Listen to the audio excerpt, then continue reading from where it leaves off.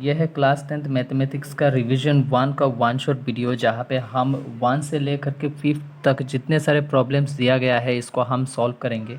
ये एक one shot video होगा जहाँ पे हम सब कुछ सॉल्व करेंगे। सबसे पहला क्वेश्चन यहाँ पे दिया हुआ है, which of the following ratios are in proportion. मतलब यहाँ पे जितने सारे रेशियोज़ दिया गया है ये सब प्रोपोर्शन में है या फिर नहीं, ये हमें चेक करना है।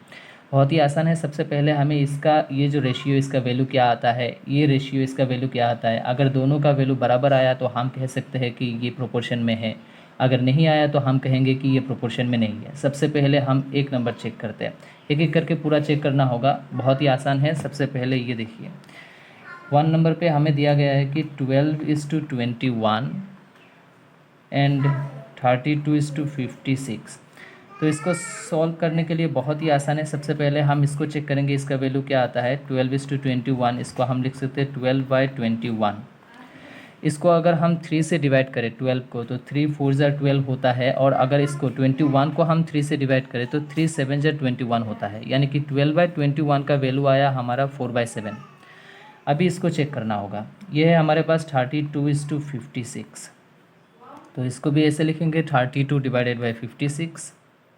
अभी अगर हम 8 से डिवाइड करें 32 को, 8 से अगर 32 को डिवाइड करें तो 8 4 ज़ा 32 होता है और 8 7 ज़ा 56 होता है। मतलब ये 32/56 का वैल्यू भी आया हमारा 4/7। मतलब इसका वैल्यू भी 4/7 और इसका वैल्यू भी 4/7। मतलब दोनों बराबर हुआ। अभी हम कह सकते हैं कि this ratio are in proportion. Therefore 12:21 and 32:56 are in proportion. ये पहला वाला हुआ। इसी तरीके से हमें चेक करते जाना है। अभी नेक्स्ट चेक करेंगे। अभी नेक्स्ट हमारे पास दिया गया है कि 18:30 एंड 14:21। मतलब बी हमारे पास है 18:30 एंड 14:21। तो इसी को इसी तरीके से चेक करेंगे। 18:30 को पहले हम देखेंगे 18/30 लिख सकते हैं। और इसको अगर हम 2 से डिवाइड करें 18 को, अगर 18 को 2 से डिवाइड करें तो 2 9 ज़ा 18 होता है और 15 2 ज़ा 30 होता है। मतलब 30 को हमने 2 से डिवाइड किया 15 आया, 18 को हमने 2 से डिवाइड किया 9 आया।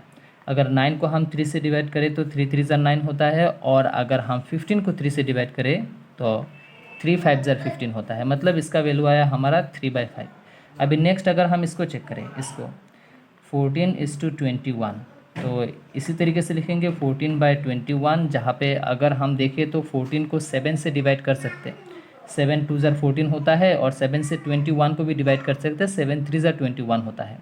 मतलब 18:30 का वैल्यू आया 3/5 और 14:21 का वैल्यू आया हमारा 2/3, जो कि बराबर नहीं है ना। ये इसका बराबर ये नहीं है। तो हम कहेंगे कि 18:30 एंड 14:21 आर नॉट, एन है ये, हाँ, नॉट इन प्रोपोर्शन। ये प्रोपोर्शन पे नहीं है। मतलब ये चीज़ इसके बराबर नहीं हुआ तो हम कहेंगे it is not in proportion. अभी नेक्स्ट देखते हैं। अभी नेक्स्ट क्वेश्चन हमारे पास ये है, देखो 22:33 एंड 33:24। इसको हम चेक करेंगे। सी हमारे पास है 22:33 एंड 33:21, सॉरी 24, ये वाला। इसको अगर चेक करें तो एक ही प्रोसेस है। 22:33 को अगर हम चेक करें 22/33 होगा। हमें दिखाई दे रहा है कि दोनों 11 से डिवाइड हो सकता है। तो 11 2 ज़ा 22 होता है, 11 3 ज़ा 33 होता है। इसका वैल्यू आया 2/3। अच्छा, ये फर्दर और डिवाइड क्यों नहीं होगा? क्योंकि ये दोनों प्राइम नंबर आया है। अगर प्राइम नंबर आ जाता है तो हम फर्दर डिवीजन नहीं कर सकते, ठीक है। तो सभी इसी तरीके से होता है। अभी नेक्स्ट इसको चेक करेंगे। 33:24, 33/24। इसको अगर हम देखें तो 3 से डिवाइड कर सकते हैं। 3 11 ज़र 33 होता है और 3 8 ज़र 24 होता है। तो ये वैल्यू आया 11/8। मतलब दोनों बराबर नहीं है, तो not in proportion. Therefore 22:33 and 33:24 are not in proportion, ठीक है। ये प्रोपोर्शन में नहीं है। अभी नेक्स्ट चेक करेंगे चौथा वाला। ये फोर्थ हमारे को दिया गया है कि 24:28 एंड 20:25। इसको हम चेक करेंगे। फोर्थ वाला क्या है, 24:28 एंड 20:25। इसको चेक करेंगे। पहले इसको चेक करते हैं। 24:28 जिसे हम लिख सकते हैं 24 डिवाइडेड बाई 28। अगर हम 2 से डिवाइड करें तो 24 को 2 से डिवाइड करने से 2 12 24 होता है और 28 को 2 14 28 होता है। इसको भी हम 2 से डिवाइड कर सकते हैं। 2 6 12 होता है, 2 7 14 होता है। ये अभी प्राइम नंबर आया तो फर्दर डिवीजन नहीं हो सकता। ठीक है, अभी नेक्स्ट इसको चेक करते हैं। ये क्या है, 20:25। तो 20/25 लिखेंगे यहाँ पे, और हमें दिखाई दे रहा है कि इसको हम 5 से डिवाइड कर सकते हैं, इसको भी 5 से डिवाइड कर सकते हैं। ठीक है, तो 5 4 20 होता है, 5 5 25 होता है। तो इसका वैल्यू आया 4/5 और इसका वैल्यू आया 6/7, मतलब इक्वल नहीं है। तो हम कहेंगे कि 24:28 and 20:25 are not in proportion. Proportion बहुत ही आसान प्रोसेस है, इसी प्रोसेस से हमें चेक करते जाना है। पर हमें क्या मिला, इन चारों में से एक कौन सा प्रोपोर्शन में था, चारों में से पहला वाला प्रोपोर्शन में था, तो ये वाला आंसर करेक्ट है।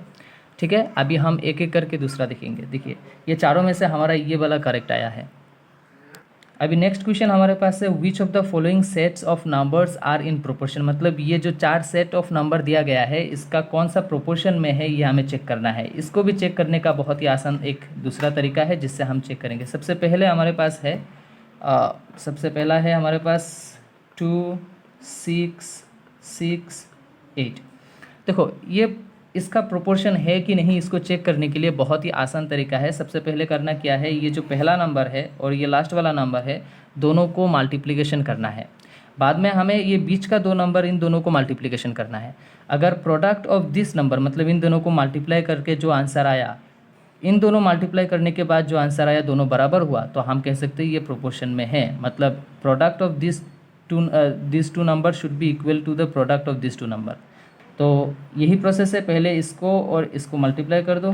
2:8 और 2 × 8 जो होगा 16। अगर हम इन दोनों को मल्टीप्लाई करें, 6 × 6 होता है 36। पर क्या 16 और 36 कभी बराबर तो नहीं है, तो 16 इज़ नॉट इक्वल 36, तो ये प्रोपोर्शन में तो नहीं है।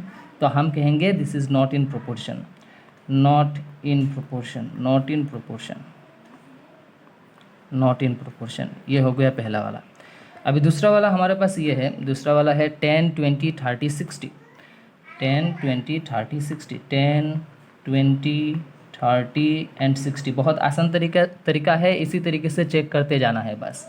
ठीक है, पहले हम इन दोनों को मल्टीप्लाई करेंगे। 10 × 60 जो कि होता है 600, और फिर इसको करेंगे 20 × 30। 2 3 6 होगा, 2 0 है, हमारे पास आया 600।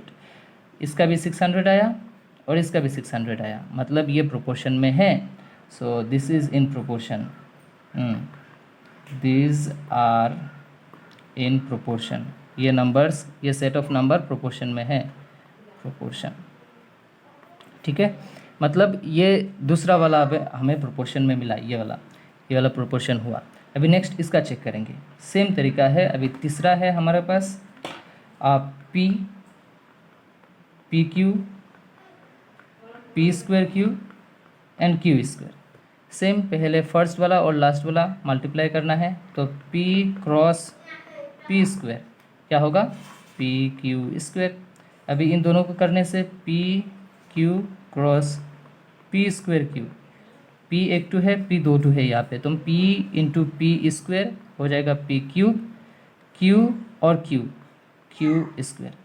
इसका आया pq², इसका आया p3 q², दोनों बराबर नहीं है, मतलब pq² is not equal to p3 q², मतलब प्रोपोर्शन में नहीं है, not in proportion, not in proportion, ये प्रोपोर्शन में नहीं है।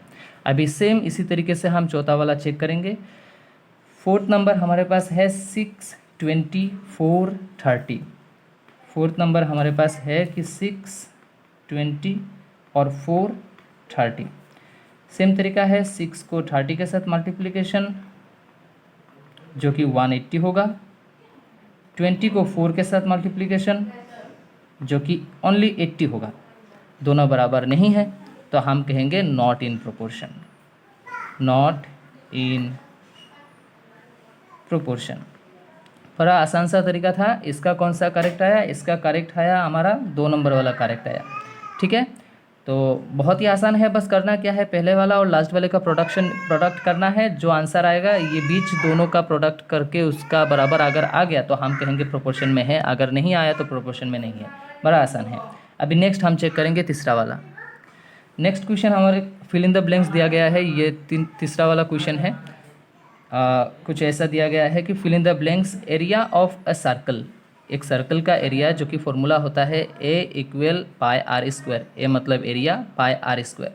अभी एरिया का क्या होता है, देखिए ये एक सर्कल है, इसका एरिया होगा pi are square. Area pi are square. R क्या होता है? आर रेडियस होता है। मान लो ये एक सर्कल है, ये इसका सेंटर है और ये होता है इसका रेडियस। ठीक है, आर का मतलब हुआ रेडियस। अभी हमें कंडीशन क्या दिया गया है इसको हम देखते हैं।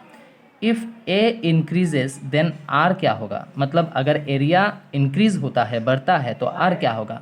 देखिए ये एक छोटा सा सर्कल लिया हमने जिसका एरिया बहुत कम है। मान लो इसका एरिया थोड़ा कम है, इसका एरिया देखने में हमें बहुत ज़्यादा दिखाई दे रहा है, मतलब इसका एरिया ज़्यादा है। तो इस केस में अगर रेडियस देखें इसका लेंथ भी बहुत कम होगा, अगर इसका रेडियस देखें तो इसका लेंथ लंबा होगा। मतलब हम कह सकते हैं अगर एरिया कम हुआ तो रेडियस छोटा है, एरिया ज़्यादा हुआ तो रेडियस भी ज़्यादा हुआ। इस प्रकार से हम लिख सकते हैं कि अगर एरिया बढ़ता है तो आर भी मतलब रेडियस भी इंक्रीज होगा, इंक्रीजेस। अगर रेडियस कमता है तो एरिया भी कमेगा।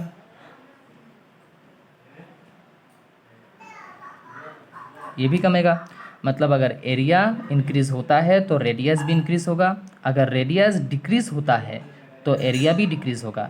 रेडियस अगर छोटा है तो एरिया छोटा है, रेडियस अगर बड़ा है तो एरिया बड़ा है। मतलब ये डायरेक्टली प्रोपोर्शनल है, अगर एक बढ़ता है तो दूसरा भी बढ़ेगा। ठीक है, डायरेक्टली प्रोपोर्शनल है ये चीज़ टू। अभी नेक्स्ट हम चेक करेंगे। नेक्स्ट हमारे पास है the relation between distance d and time t of a moving car is as given in the following table. मतलब कोई भी एक मूविंग कार है जिसका मूविंग कार है, इसका जो एक टेबल बना है डिस्टेंस और टाइम का, इसका एक टेबल दिया गया है, तो इसका रिलेशन भी दिया गया है हमें। तो हमें बताना है ये फिल इन द ब्लैंक्स। इस टेबल को फिल करने के बाद हमें फिल इन द ब्लैंक्स भी लिखना है। अभी ये टाइम है 1 2 3 4 5 6। देखो इसको आंसर करने के लिए ना एक चीज़ हमें ध्यान में रखना ज़रूरी है कि ये पैटर्न कैसे बन रहा है, इसको देखना बहुत ज़रूरी है। टी का पैटर्न अगर हम देखें तो 1 2 3 4 5 6, ऑब्वियसली यहाँ पे 7 होगा, मतलब एक एक करके इंक्रीज़ होते जा रहा है। तो ये 8 होगा, ये 9 होगा, मतलब 1 2 3 4 5 6 नेचुरल नंबर जैसा बढ़ते जा रहा है ना। अभी डिस्टेंस को ध्यान से देखो कि इसका पैटर्न कैसा बना है। 1 जब हुआ तो डिस्टेंस होता है 4, अगर T2 हुआ तो डिस्टेंस होता है 8, अगर T3 हुआ तो डिस्टेंस होता है 12। इसका पैटर्न कैसे बना है, इसका क्या रिलेशन क्या है, इसको देखना बहुत ज़रूरी है। देखो 1 के साथ अगर हम 4 मल्टीप्लाई कर दे तो 4 होता है, 2 के साथ अगर हम 4 मल्टीप्लाई कर दे तो 8 होता है, 3 के साथ अगर हम 4 मल्टीप्लाई कर दे तो 12 होता है, 4 के साथ अगर हम 4 मल्टीप्लाई कर दे तो 16 होता है, 5 के साथ अगर हम 4 मल्टीप्लाई करते तो 20 होता है। इसका मतलब सब में 4 मल्टीप्लाई होने के बाद ये डिस्टेंस में आ रहा है ना। तो 6 के साथ भी 4 मल्टीप्लाई कर दो, 6 4 जार कितना होगा 24 होगा। यहाँ पे देखो 7 के साथ 4 मल्टीप्लाई करने से हमें 28 मिलता है, फिर 8 के साथ 4 मल्टीप्लाई कर दो 32 आया। अभी फिल इन द ब्लैंक्स इसको करने में बहुत आसानी होगी। यहाँ पे ऊपर से देखने से हो गया। टी एंड डी वेरीज, मतलब टाइम और डिस्टेंस कैसे वेरी हो रहा है, मतलब कैसे चेंज हो रहा है, डायरेक्टली चेंज हो रहा है, प्रोपोर्शनल है ना। अगर टी इंक्रीज हो रहा है तो डिस्टेंस भी तो इंक्रीज हो रहा है, तो हम लिखेंगे डायरेक्टली, डायरेक्टली, डायरेक्टली। ठीक है, डायरेक्टली। ठीक है, अगर टी 6 है तो डी कितना, टी कहाँ है, टी अगर 6 है तो डी हुआ 24, अगर टी 6 है तो डी होगा 24, सॉरी अगर डी 28 है तो टी कितना, डी अगर 28 है तो टी हुआ 7, डी अगर 36 है तो टी कितना, डी अगर 36 है तो टी 9। तो ये हो गया हमारा तीसरा वाला भी। अभी फोर्थ क्वेश्चन हमारे पास ये है कि if P is directly proportional to Q and when P is 6 then Q 30। Now if P is 2 then what is the value of Q। मतलब इसको अगर समझे तो ये पूछा गया है P is directly proportional to Q, अगर P इंक्रीज़ होता है तो Q भी इंक्रीज़ होता है। ठीक है, P का वैल्यू अगर 6 है तो Q हुआ हमारा 30, P का वैल्यू अगर 2 है तो Q कितना होगा, यह हमें निकालना है। अभी अगर हम ध्यान से देखें तो ये 6 के साथ अगर हम 5 मल्टीप्लाई कर दें, 5 अगर मल्टीप्लाई कर दें तो 6 5 ज़र 30 होता है। मतलब इसका P का 5 टाइम्स होता है Q, तो 2 का भी 5 टाइम कर दो, 2 का 5 टाइम होगा 10, मतलब Q हमारा 10 होगा। इसका कौन सा आंसर होगा, थर्ड वाला, ये वाला 10। नेक्स्ट हमारे को दिया गया है कि the value of y in the blank space of the following table is. इस टेबल x और y का एक टेबल दिया गया है जहाँ पे y में एक ब्लैंक स्पेस दिया गया है, खाली जगह दिया गया है जहाँ पे हमें y का वैल्यू डालना है। इसको देखने के लिए हमें पैटर्न देखना होगा। पैटर्न कैसा गया है, 1 2 4 8, मतलब 1 का डबल 2 होता है, 2 का डबल 4 होता है, 4 का डबल 8 होता है, मतलब 2x यहाँ पे होते जा रहा है, मतलब डबल डबल होते जा रहा है x का वैल्यू अगर हम चेक करें तो। y में देखिए ये 32 हुआ, उसके बाद 16 हुआ, उसके बाद 8 हुआ, उसके बाद क्या होगा, मतलब 32 का आधा 16 होता है, 16 का आधा 8 होता है, 8 का आधा कितना है 4, मतलब हाफ मल्टीप्लाई होके जा रहा है एक एक में ना। इसमें भी हाफ मल्टीप्लाई कर दो तो 16 होता है, इसमें हाफ मल्टीप्लाई कर दो तो 8 होता है, इसमें अगर हाफ मल्टीप्लाई कर दे तो 4 होता है, तो ऑब्वियसली यहाँ पे क्या होगा 4 होगा, तो ये वाला आंसर करेक्ट है। ठीक है, तो आई होप आपको ये समझ में आया होगा। अगर कुछ भी डाउट निकलता है तो आप कमेंट में ज़रूर लिखिएगा और मैं आपके डाउट को सॉल्व करने की कोशिश करूँगा, डाउट क्लियर करने की कोशिश करूँगा। ठीक है।